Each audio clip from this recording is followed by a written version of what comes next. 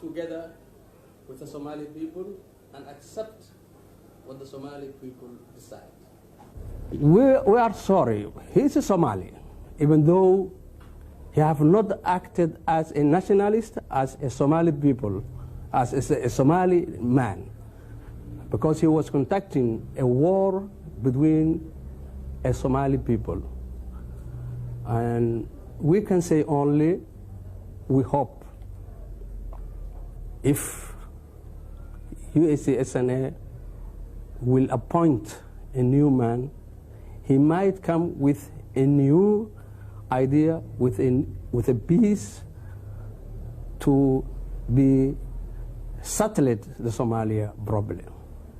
Peace and stability in this country.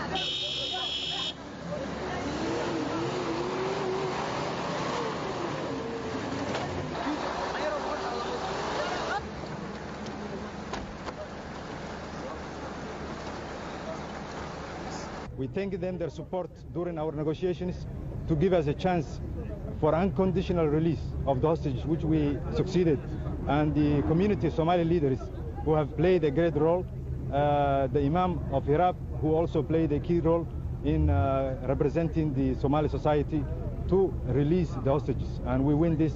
We thank these 10 days is unfortunately 10 days which we'll remember. And I thank the international community to understand our problems. Thank you very much.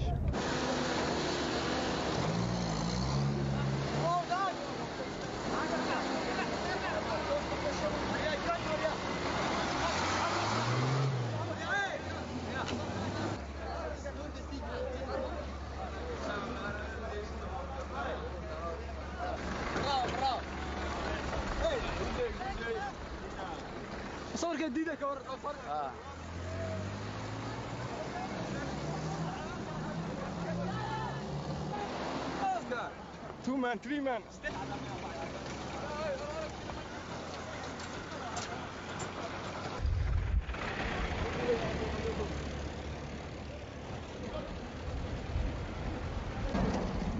وين لا مرة أنا وينك فريستو ولا بتسجل جدينا ولا بتسجل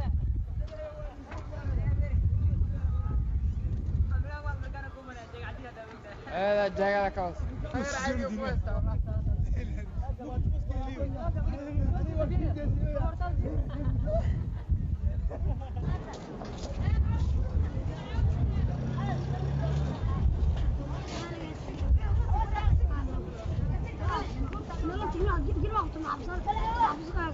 هو سيدنا وين سيدنا؟